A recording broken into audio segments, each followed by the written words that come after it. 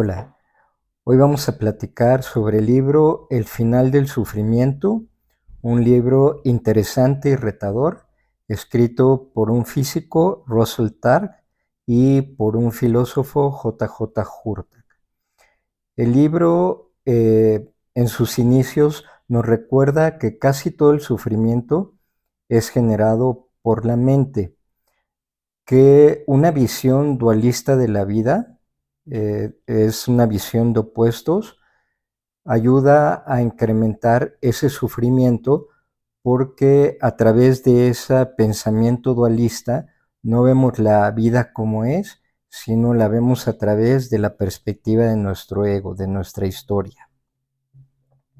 El libro señala que el pensamiento occidental se ha basado principalmente en la filosofía de Aristóteles. Aristóteles implementó esto que definió como eliminar el medio. Es decir, es justamente esta filosofía basada en los opuestos. Si yo digo blanco, lo primero que se viene a la mente es negro, alto, bajo, día, noche, etc. Entonces, este sistema de pensamiento es adecuado para clasificar, ordenar, agrupar, separar, dividir, etc.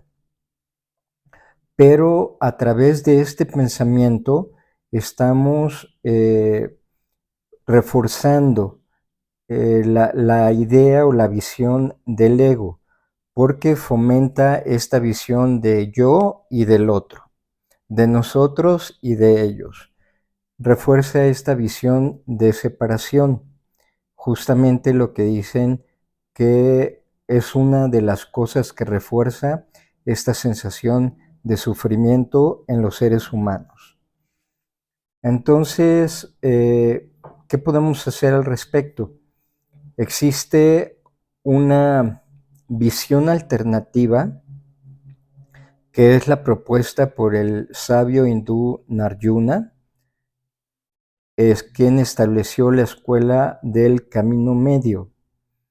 El camino medio se ocupa de hacernos ver o llevar a la conciencia todas las posibilidades que hay dentro de esos dos opuestos.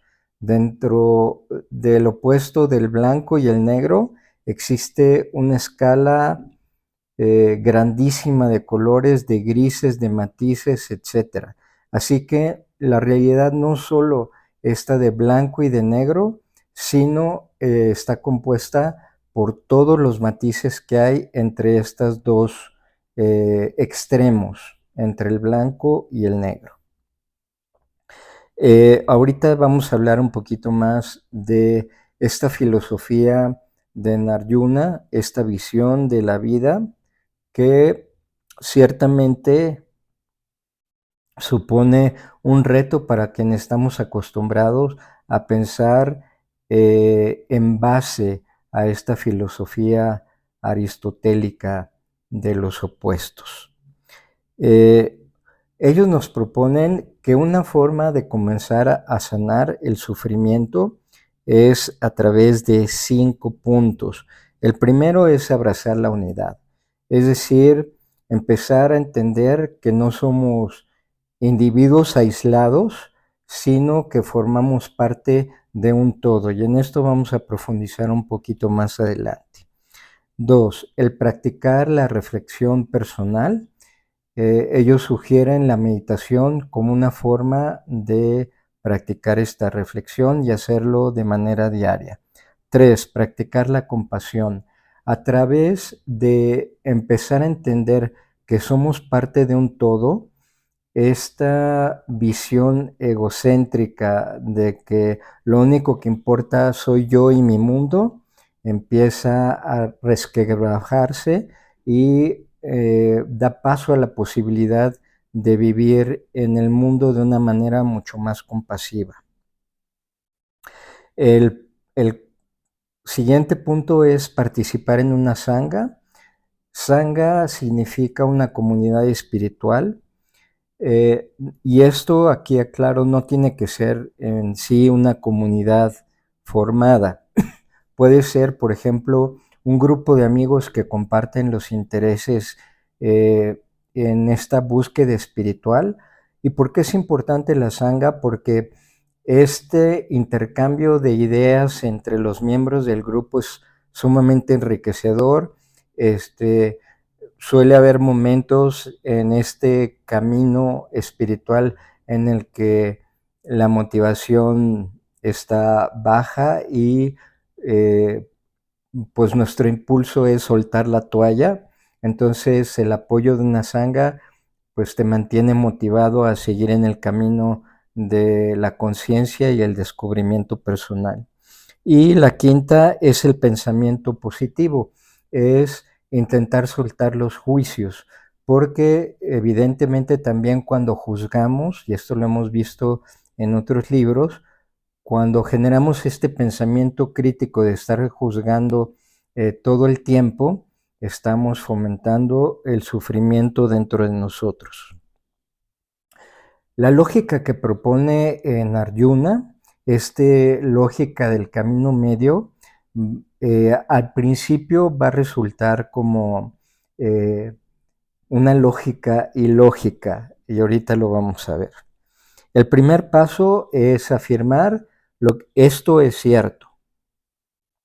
El segundo paso es afirmar esto no es cierto. El tercer paso es esto es cierto y no cierto también. Y el cuarto paso es no es cierto ni tampoco es no cierto. Vamos a poner un ejemplo porque sí suena muy loco. Por ejemplo, yo juzgo en un ejemplo que yo soy puntual. Entonces, el primer paso sería yo soy puntual. Pero esto supondría que soy puntual el 100% de las veces o toda mi vida he sido puntual, cosa que no es cierto. A veces he sido impuntual. Por lo tanto, el segundo es no soy puntual. Y eso también es cierto porque aunque en la mayoría de las ocasiones soy puntual, en algunas de ellas no lo he sido. Entonces también soy impuntual. El tercer paso, soy puntual y soy impuntual. Sí, a veces soy puntual y en otras ocasiones soy impuntual. Y el cuarto paso, no soy ni puntual ni impuntual. ¿Por qué? Porque no estoy en ninguno de estos dos extremos. No soy la personificación de la puntualidad, ni tampoco soy la personificación de la impuntualidad. Entonces, como ves, aunque al principio suena ilógico, es como una bomba para el pensamiento tradicional como lo utilizamos, pero tiene su muy grande dosis de verdad, porque nos hace ver cómo dentro de estas dos polaridades que siempre nos imaginamos, existe un universo que es lo que da sentido al nombre de la filosofía del camino medio, del punto medio. Estamos muy acostumbrados a pensar en el occidente que somos el cuerpo. Vamos a utilizar la filosofía de Narjuna. Soy un cuerpo. Pues sí, no soy un cuerpo. Es también verdad, porque toda mi esencia no es este cuerpo.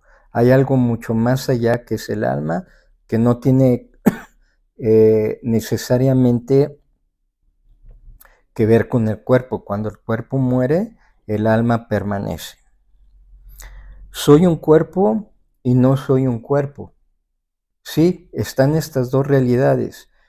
En este plano físico pareciera que soy un cuerpo, pero también hay algo de mí que es la esencia que no es un cuerpo. Entonces, estoy en esta realidad de que soy un cuerpo, pero tampoco soy un cuerpo. Y la última es, no soy un cuerpo, ni tampoco soy un no cuerpo. Como ves, es una introducción a una forma de pensar que resulta sumamente extraña, pero que nos abre la conciencia a un mundo de posibilidades. ¿Y por qué es importante esto? Porque en muchas de las filosofías y sobre todo en el budismo, se aconseja el ver la vida desde una conciencia desnuda. ¿Qué quiere decir una conciencia desnuda? Quiere decir que despojamos a la conciencia de todos nuestros miedos, nuestros apegos, nuestra incertidumbre, nuestras creencias, y entonces estamos en la posibilidad de ver la vida tal cual es. Hay un concepto en el budismo que se llama shunyata, que quiere decir vacío, y la traducción es que todas las cosas y experiencias de la vida no tienen un significado intrínseco.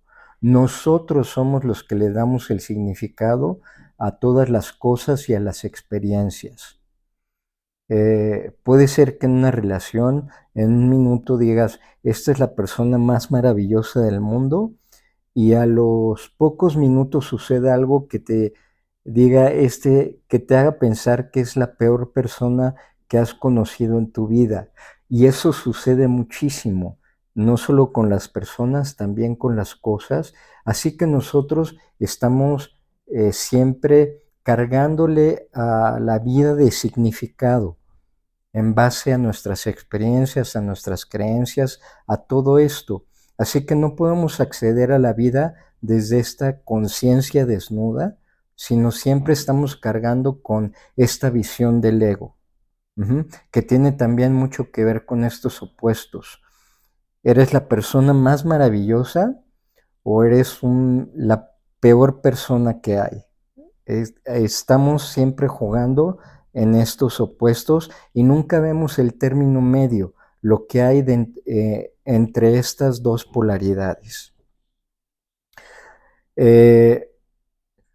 Otro de los principios que marcan no solo del budismo, sino de la espiritualidad en general, es esto de lo que hablábamos, que no somos entes aislados, sino que estamos interconectados.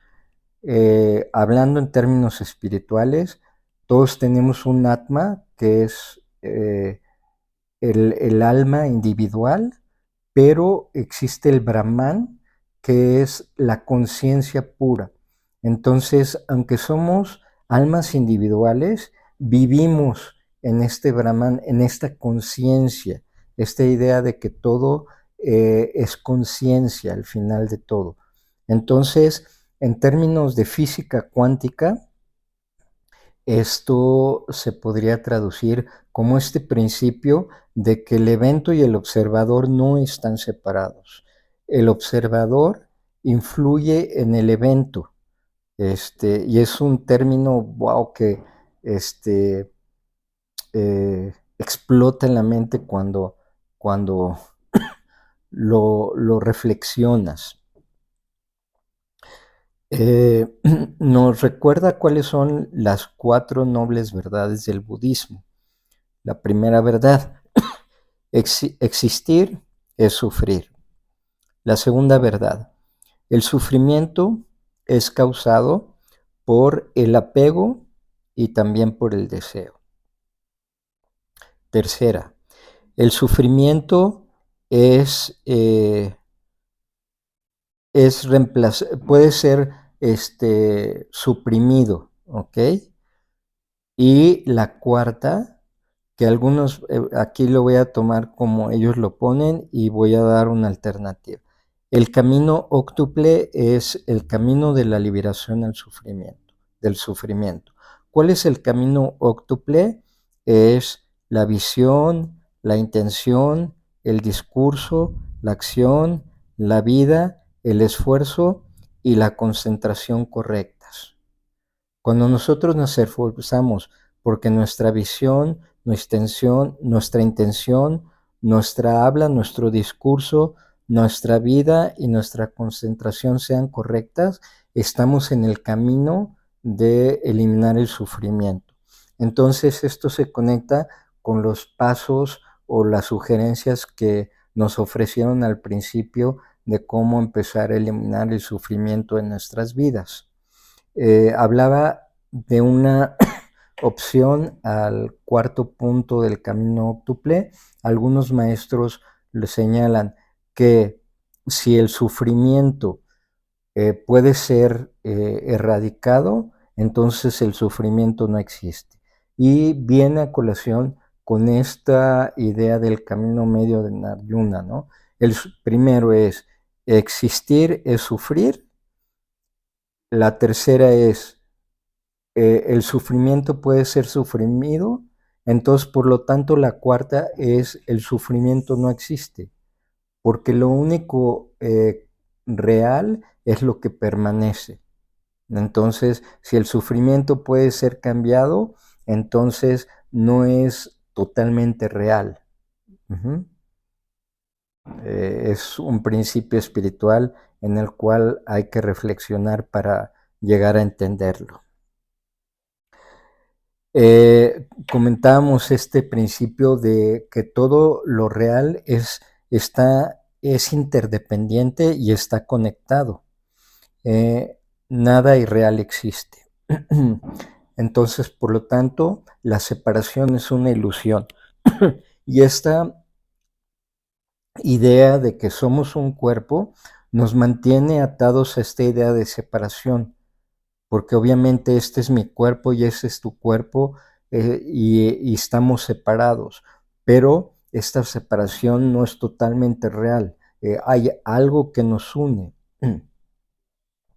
Y esto, parte de ello, se ha llegado a demostrar en experimentos cuánticos.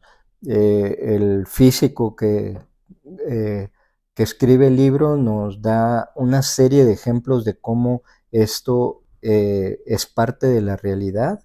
En un experimento disparan dos partículas de luz, por llamarlo de alguna forma, a gran velocidad en direcciones opuestas. Y el experimento mide que estas partículas, aunque se están separando a gran velocidad, existe siempre una conexión entre ellas. Y es algo que pareciera totalmente ilógico.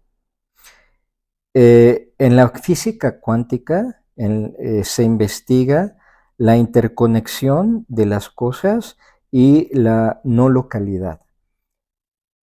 Este concepto de no localidad nos lleva a explicar estos fenómenos de la visión extrasensorial, o sea, esta parte de la capacidad de poder percibir cosas que están lejos de donde nos encontramos.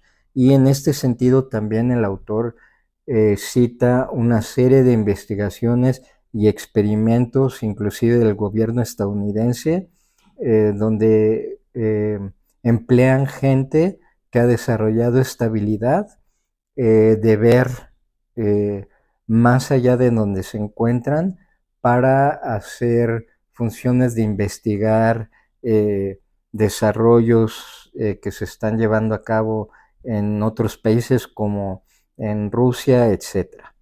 Entonces, cuando empezamos a romper estas ideas del tiempo, el espacio y las limitaciones, entonces empiezan a surgir esta serie de posibilidades que de hecho se hablan de ellas, por ejemplo, en la concepción de la creación del mundo, tanto en la visión yógica como en la tántrica.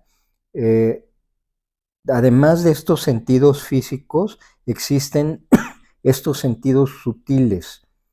A través de estos sentidos sutiles es como podemos manifestar estos fenómenos de percepción extrasensorial, clariaudiencia y toda esta serie de fenómenos que se presentan.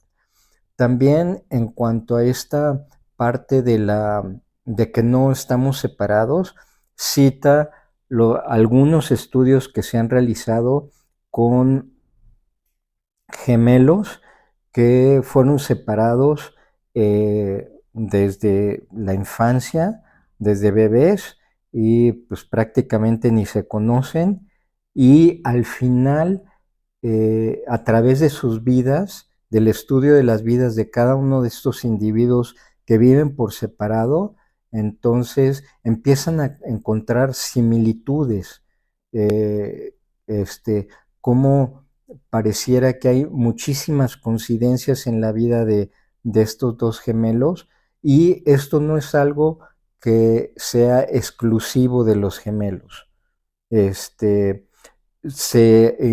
este sentido también se mencionan muchos estudios que se han hecho con el fenómeno de las sanaciones espirituales a distancia, y cómo se ha demostrado que cuando alguien reza o ha estudiado desarrollar esta capacidad de mandar sanación a distancia, esto sí sucede. O sea, sí impacta, tiene un efecto esta energía que se manda con la persona. Experimentos, por ejemplo, le dan una fotografía a una persona de alguien que se encuentra en otro lugar, y cómo al preguntarle a la otra persona, la de la fotografía, esta expresa que se sintió observada. La persona que está viendo la foto no está ahí, sin embargo existe este fenómeno que el físico le llama no localidad. Entonces, cuando empezamos a ver la vida no solo desde estos puntos extremos, perdón, sino desde como el completo, se empiezan a abrir una serie de posibilidades. Yo siento que lo más importante, lejos aquí de los experimentos de la percepción extrasensorial y todo, es esta capacidad de entendernos como seres que estamos conectados, y que de alguna forma lo que hacemos afecta al todo. Entonces se va generando un sentido de unión, de unidad y de mayor responsabilidad. En, este, y va cayendo un poco esta visión egoísta, porque no es solo mi mundo, sino es el mundo de todos. ¿Okay? Nos habla de las 5 pasiones que tenemos que tratar soltar, que son la lujuria, el enojo, la arrogancia, los celos y la estupidez. Finalizan o terminan el libro con esta parte de la práctica sugerida, que tiene que ver con estos 5 puntos que mencionamos al principio. Es empezar a desarrollar la conciencia de que todos somos uno en conciencia. En la conciencia todos somos uno. Y sí hay algo que nos conecta, que nos mantiene conectados. No somos seres individuales aislados, sino que estamos conectados de alguna manera. 2. Aclarar el diálogo mental. Tiene que ver con esta sugerencia de la práctica de la reflexión personal, de la meditación. La meditación es una buena herramienta que nos ayuda a acabar con este diálogo mental. ¿Por qué? Porque a través del desarrollo del silencio estamos yendo hacia el camino de ver la vida desde esta conciencia desnuda, y por lo tanto eliminar sufrimiento. 3. La conciencia de unidad nos lleva al desarrollo de la compasión. Cuando yo entiendo que no soy un ser aislado y que no solo mi vida importa, sino también importa la vida de los demás, entonces estoy en la capacidad de ver al mundo y a los seres desde un lugar de compasión. Cuando, 4. Cuando tienes una experiencia de la conciencia amorosa, compártela. Conforme vas avanzando en tu camino de desarrollo personal, en el camino de esta búsqueda interna, y empiezas a vivir como estas experiencias que te conectan con la conciencia del amor, es importante poderlas compartir. Por esto, una de las razones de la importancia de la sangha que ya hablábamos, porque eso inspira a los demás también. Y eso los lleva a entender nos lleva a entender que existen experiencias que, eh, que son reales y que están fuera de lo que llamamos la normalidad.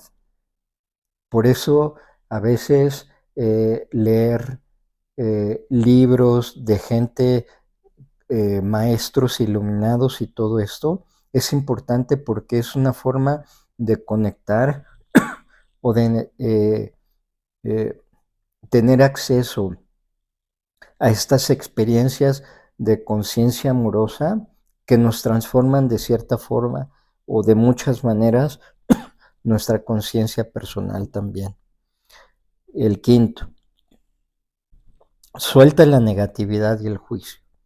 Trabajar por mantenernos más desde el lado positivo, no desde un positivismo naif de que todo está bien, todo está perfecto, el mundo es amor. No se trata de eso. Se trata de ver la realidad como es y trabajar con ella, pero más desde el lado positivo y desde soltar los juicios que desde este aspecto negativo.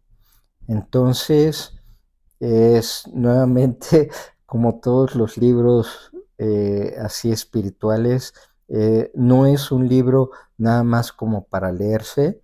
De hecho, es la segunda lectura que hago del libro después de bastante tiempo, y pues sí, es sumamente retador esta forma diferente de ver la vida, de analizar los pensamientos, en decir esto es verdad, pero también no es verdad.